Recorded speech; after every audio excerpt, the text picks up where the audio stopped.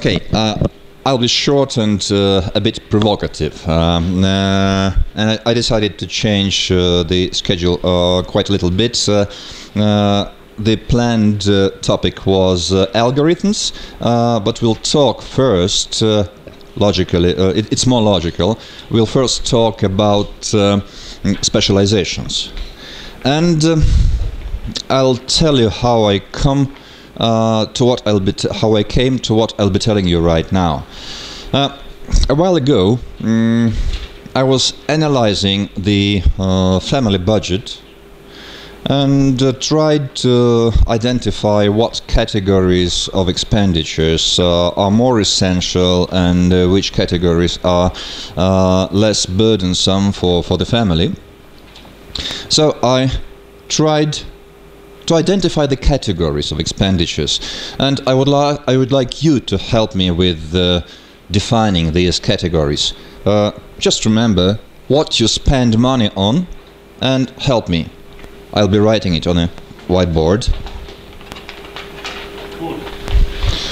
Food, yes, and it belongs to a wider category. How can we call it?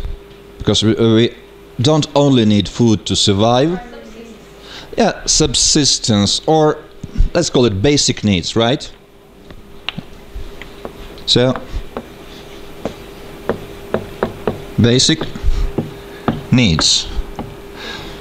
We need food, we need clothing, we need a place to live in, we need water, some of us need beer to survive, but anyway, it belongs, all of it, all of these things belong to the category of basic needs. Okay, what comes next? Entertainment. You're peeping. No. All right, let it be entertainment. Professional development, including going to conferences and so on and so forth.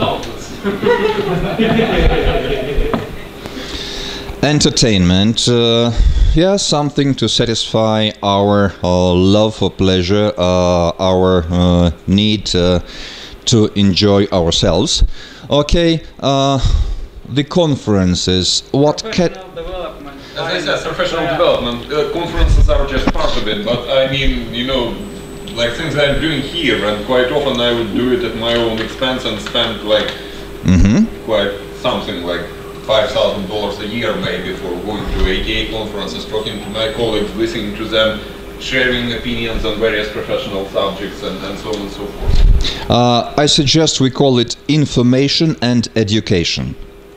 Even schooling education, I mean secondary school, which is presumably free in this country, it's not actually free. We pay for it through taxes. I think you agree with me. So it's the budget consists of the taxes we pay to the budget. So information. I think it's lifelong learning now. When you start learning lifelong learning, in English, lifelong learning.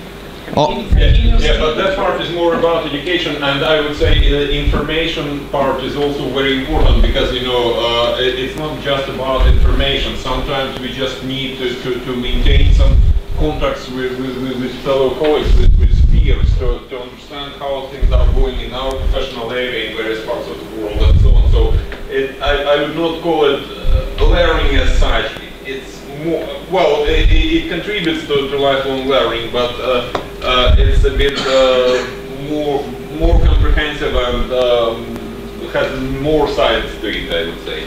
Yes, but the socialization part of it you get when you go to school as well, because you don't just learn to do arithmetic and to decline verbs, you also learn to be with other people. Yeah, but I think socialization comes free. Yeah, as a bonus with a paid education. All right, let's continue with the list. Any other ideas? Advanced needs.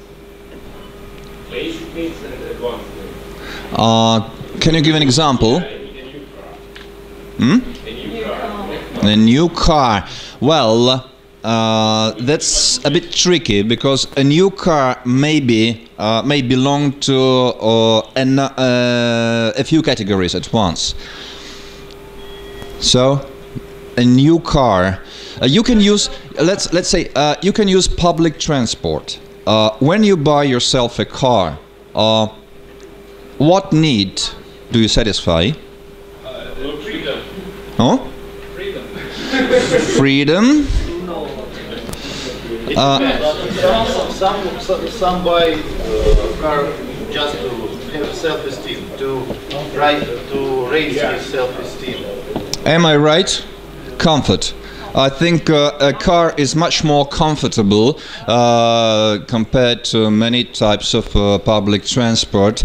I said that a car is too general, and depending on the type of car, it can belong to very different categories. Yeah, exactly, exactly. So, a car is a new expensive car is a part of an image. yeah. So if you buy just a car or a new car because your old one doesn't run well, it breaks every second day, that's comfort. But if you buy a Bugatti, a Bentley, or if you change your car every time a new model comes out in the market, that's probably status. Status. A new yacht. Computers and mobile phones, would you call that basic needs? No. I think communication belongs to information to some extent, but a computer, for us especially, it's a separate category. Yeah, tools.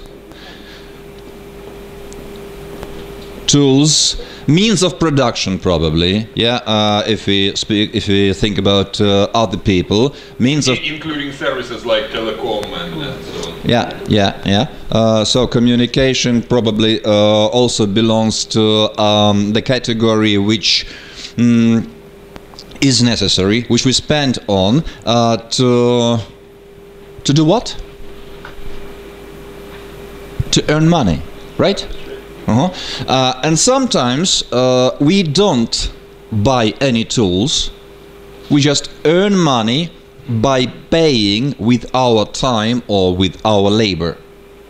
Well, that's a bit too vague definition, but I would include into this category tools, means of productions, and money. Yeah, we buy money paying with our labor. Like interpreters, they actually don't need any special tools for that, and it's skills they have acquired through education, through self-learning, through whatever. I'm mostly an interpreter, and I would say I spend quite a lot on telecommunications, mobile and so on, and I spend quite a lot for computer stuff because still I have to maintain my terminology databases and so on. So I would say that it doesn't make much difference between well, I would say there is difference in that translators versus interpreters use different types of tools sometimes, but both would use quite a lot of tools, means, whatever. Yeah, but think about a staff worker working 5 to 6 or 8 to 6 every day. They don't need means of production. They just invest their time. They use their time and use their work to get money. So means of production and probably money, but that's not an important category for our discussion. Money will be either spent on some of those items or saved anyway. So I would not say money is a separate extra category here. All right, there are two other categories which I don't remember myself. What about savings that you must make to feel comfortable for the future? And that's a category probably, but yeah, exactly. How can we call this category? Let it be safety. It includes pension plans, it includes insurance, life insurance, health insurances or whatever. by these instruments we try to get the feeling of being safe. Whether we get it, whether we are safe or not, it's quite another question, quite another issue. Whether we feel safe or not is again another issue, especially during this period of crises. But we try to achieve safety. Safety. And yet another category, everybody pays it. Each one of us. Time. Tax. As a category, not only tax. We pay utilities, utility bills, we pay lots of taxes. So I call it legal fees. Speaking about utility bills and things like that, I would say those are probably part of basic needs, because you said we need a place to live in, and then we need water and electricity there. So I would say we are missing different types of classification. But when you have a private house, you have to pay a tax on land, Yeah, right? taxes, yeah, but I mean not utility bills, because those are part of basic needs. Okay. Legal fees, mostly taxes. Now, a few questions about these categories. In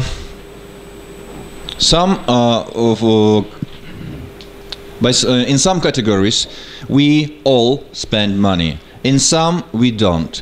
For example, in status, I try to avoid it as much as possible, because when you buy a Ferrari, it's 10% a car and 90% a status. I don't want to spend 90% of my money on something to show how outstanding I am. I have other ways of showing off. Yeah. What is the category which is most hateful? Legal fees. Yeah. And what is the general attitude to legal fees? To avoid them. Trying to avoid them as much as possible. In any when there is only a possibility to avoid them, we try to do it, or we try to reduce the taxes. We understand. Why would you do so? Is this a general meaning? It's almost because of the legal fees you pay. Anyone can have good things. They will build roads for it. They will make communication for you. Well, basically, I think I'm glad you pay my taxes. yeah, I would say it depends on personality also, because there are people who are like extreme libertarians who prefer to have no state, no government, and they would say we would rather buy everything of our own choosing rather than paying taxes to somebody to construct it for us. And there are other people. For example, I would say I hate legal fees. I still pay them here, but I know that my government doesn't spend that money properly. So I would say I hate my government, but I don't hate that whole idea of having a good government to whom I would gladly pay legal fees so that they would maintain a good country for me, right? So I would also join you in saying that not everybody pays legal fees. I guess if everybody had a choice not to pay taxes, they wouldn't pay. because having If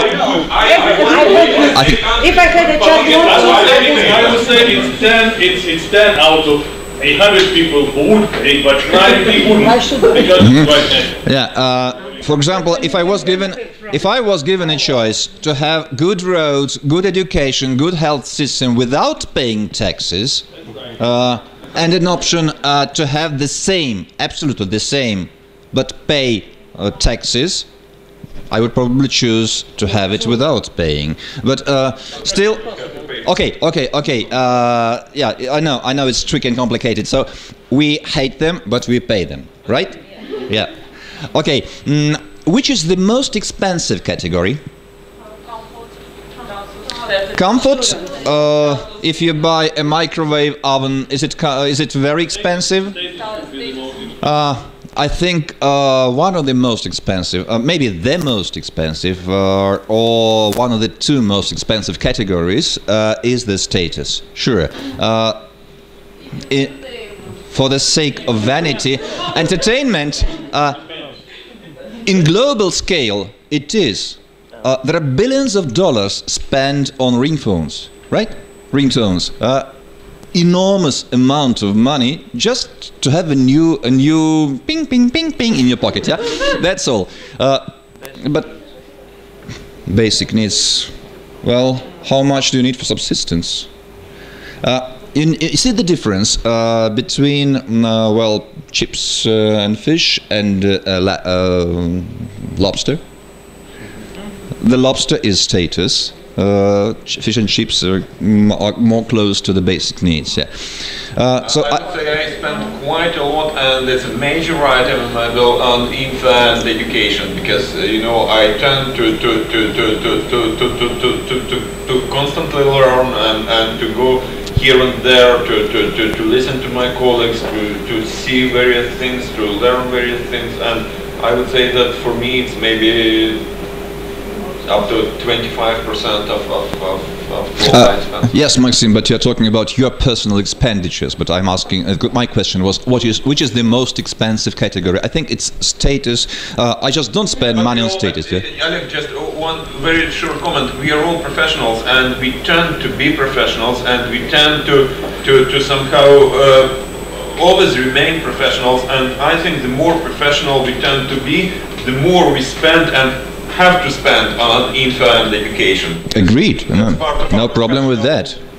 Life. You would never spend $1 million on courses, no matter how professional they well, I mean, I would never. You can spend it on a painting, for example. Maybe, but I mean, for us, we are talking probably not about the whole humankind still, right? We are talking about say the translators and interpreters community, and you know, I would not spend $1 million on cars and so on either, and I don't have $1 million, but I would say that I actually earn like maybe $3,000 a month or $3,000 and something, and I spend like $10,000 to $15,000 annually for going to ATA conferences and things like that. So you know, I would say that I consider it to be, and I know many colleagues there in the States and in other countries do quite the same. So it's a big part of professional development and a major item. Yeah, that's great. But I'm talking about categories not for us translators or interpreters, just for us people. I wanted to draw your attention to the safety category. It's one category where we are likely to spend a lot of money in certain cases. God save us from these cases, but when we get seriously ill, we pay a lot to get well. We mentioned insurance. We mentioned a few other things, but mostly it has to do with safety and with health, and as somebody said, pension plans. Why did I show you these categories? Because businesses tend to have more or less the same types of expenditures. And now the 1 million question: where does translation belong to? If we think of these categories as types of expenditures for business. Something that can be avoided.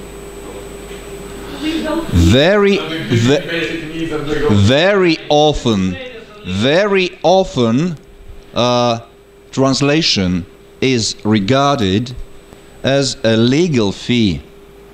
A product is promoted in a new market. Well, I don't know. Incidentally, returning to the original list, where does transport belong to? Is it a separate category or not?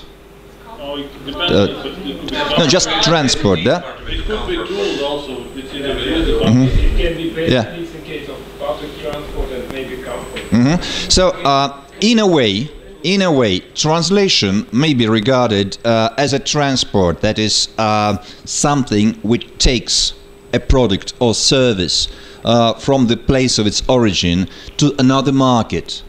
And that's okay. Many marketing translations are regarded as transport. That is something which will can promote a product or a service to a new market, to a new community, to a new language community. But instruction manuals are mostly regarded as legal fees. Incidentally, they are disappearing from the market to a great extent. Very often manufacturers tend to place the manuals on their websites, and if you buy a new camera, you will find a small piece of paper telling the producer requires that before using the product you have to visit our website, download or read completely and understand thoroughly the instruction manuals, and click on yes, I've read and understood the content. After this, after you have done that, you have the right to use our product. That's a way to avoid legal fees. To avoid but cut, because for example, to have your product certified in many countries, you would still have to place a translation into the respective language on your website. So you cut legal fees, you avoid printing costs, for example, but still you have to produce that translation and place it there. Yeah, right. Nevertheless, many translations are regarded as legal fees. Technical translations too. I've learned that engineers trust diagrams. They don't trust texts. Besides, very often contracts between two parties on the supplies and installation of certain equipment, they include a team of engineers from the manufacturer coming to the place of installation and doing all the necessary works, and the local team will only have to do the maintenance, the regular maintenance, and in case of need, in case of serious need, they should phone the manufacturer who will come as specialist to repair the equipment, and that's all.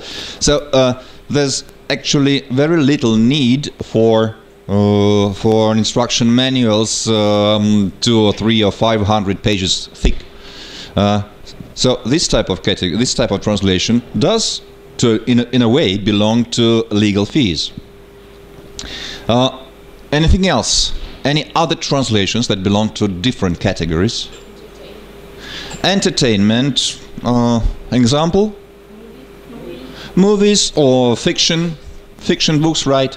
I guess information is also there, because we don't only translate fiction, we also have serious scientific research publications and all that stuff. Comfort? Maybe, but that's kind of transportation in a indirect way. That is.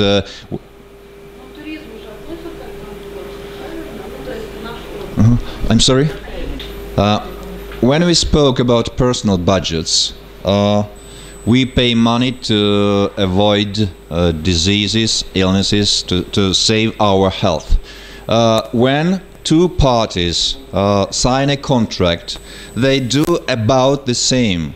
They're trying to protect and safeguard the health of a business, the health of a company, and to prevent any unnecessary, to avoid any responsibilities if something goes awry. So that's why. Do you remember we mentioned that we are prepared to pay much in certain cases for safety? Yeah, as ordinary persons. Because you have to anyway. Yeah. So it's Yeah. a bill fee. A large one, if you have a contract with steel, like order an extra service, which is designed to take the content of whatever you have to the other party. So we cannot really say that the translation of the contract and the contract itself is the same thing. But I would say that a contract is kind of, health insurance. That is, if nothing goes wrong, you just pay for the health insurance. That's all. You give out the money. But if something does go wrong, the money should come back and cover all your medical expenses, right? That's about the same with companies. They sign a contract, and the contract, certainly when there is need for translation, the two parties have a translation. If a translation is wrong, then it might result in very big expenses. Similar to paying lawyers for drafting that contract, you know, basically they could sign just, you know, a couple of words, that we pay you and you supply us with. Exactly. But they pay their expensive lawyers because they understand that if something goes wrong, you know, this is their safety. Because lawyer's profession again belongs to the safety category. When during our internet discussions, we often compare ourselves with doctors or lawyers or even plumbers, and we regret that we are paid less. We are sometimes paid less than them, the people of these categories. The two of them, people of these trades, two of them are comparable in terms of education. Yeah, they did. They went to colleges and they had some practice. They achieved certain professional status, but they're paid higher than us. Why? The plumber is paid higher than us. Why? Because of potential consequences. If plumbing goes wrong, if your sewage goes wrong, then probably, you know. Yeah. Somebody's life depends on your translation. Not in the case of instruction manual for a headgear, right? No.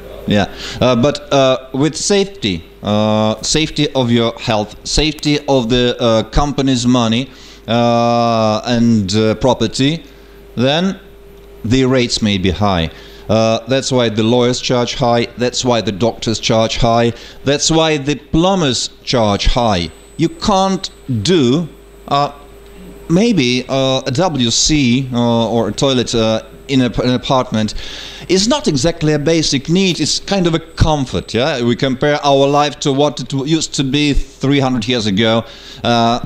It was different, yeah? Now we have a very convenient place to spend some time of our day, yeah? Yeah, it's comfortable, it turned into a basic need, and when we are deprived of a basic need, well, we do feel uncomfortable. So we can't avoid, we can't survive without basic needs. The plumber uses the situation. We are prepared to pay high for safety. The lawyers and doctors, they're using the situation in their own favor. Basically, for them, that's a risk premium, you know, because lawyers and we, the translators, sometimes undertake high risks because if something goes wrong, we are to be blamed and so on. So, you know, we not only blamed but sued also, right? Yeah. So we charge a rather high premium for that risk. And the official name of this section is Specialization, views from different angles.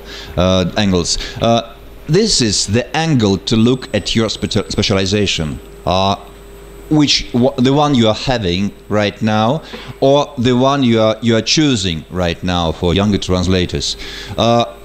If you stick to entertainment, information, often financed through national budgets or institutional budgets, comfort or legal fees. Mostly these categories belong to the lower rate segments. If you look for highly paying segments, this is safety, of course. And certain technical areas, maybe nuclear, maybe areas which translations that probably belong to the category of tools. In IT, software new software is something that brings money. So they're prepared to pay more for highly efficient software and pay more for translation of the what would they say, the interface and everything. Localization, yeah, into other languages, right? Because it's a kind of investment into, they're buying money with that. Now, what do you think of what I told you? Any ideas? Where do you think I was wrong? What can you add to what I've said, please? Yes, Maxim? Well, I would not say you're wrong exactly, but I would say, back to what I said earlier today, you keep talking about all those cost or expense items.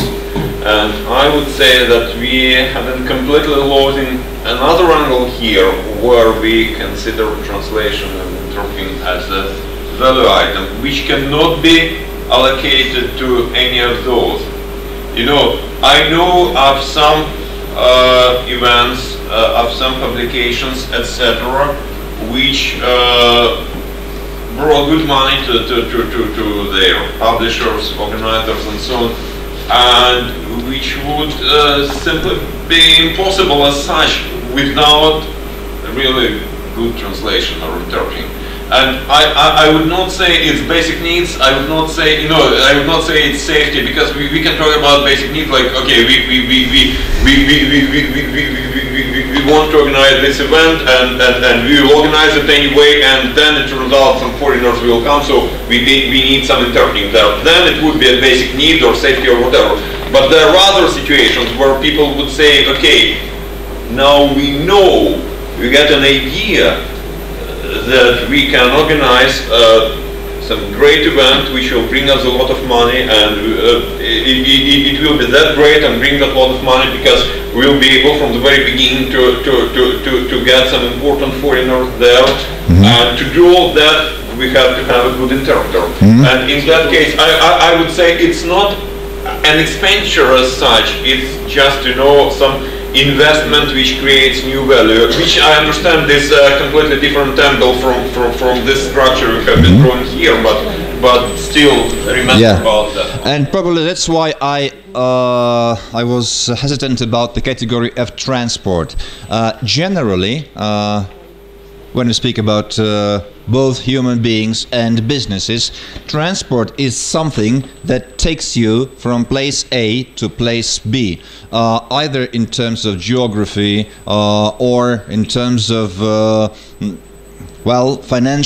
financial earnings. Let's put it this way. Compare a bicycle to a car and a plane. Bicycle is the slowest but cheapest. The plane is fastest but most expensive. Sometimes translation or interpretation can be compared to that transport. If a business wants to bring the message to the target audience quickly and precisely, then they are prepared to pay high rates for the transport company, or in our case for the translator or interpreter. But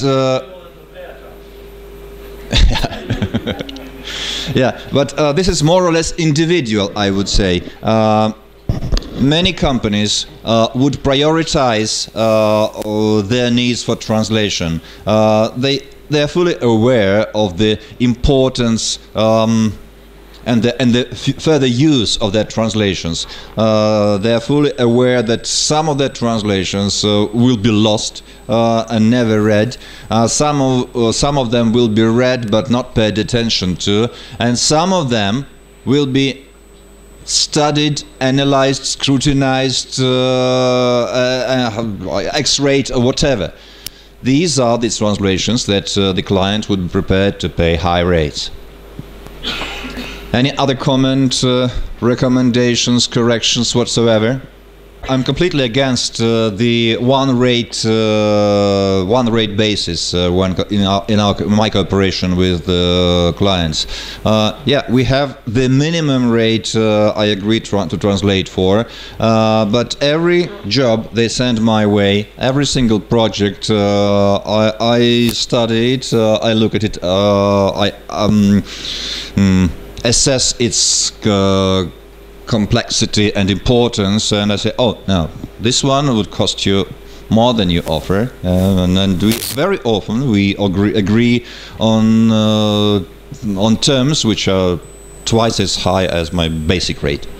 In some situations can be comfort, because the comfortable working with prepared to pay more of the comfort of doing the headache. Yeah, exactly. If you're a plumber, be better. Yeah. All right. Thank you for your attention and patience and tolerance to me speaking a whole day today. You'll have more of me tomorrow. And now, freedom at last, and time to relax and probably change before the evening. Yeah. Thank you. Thank you.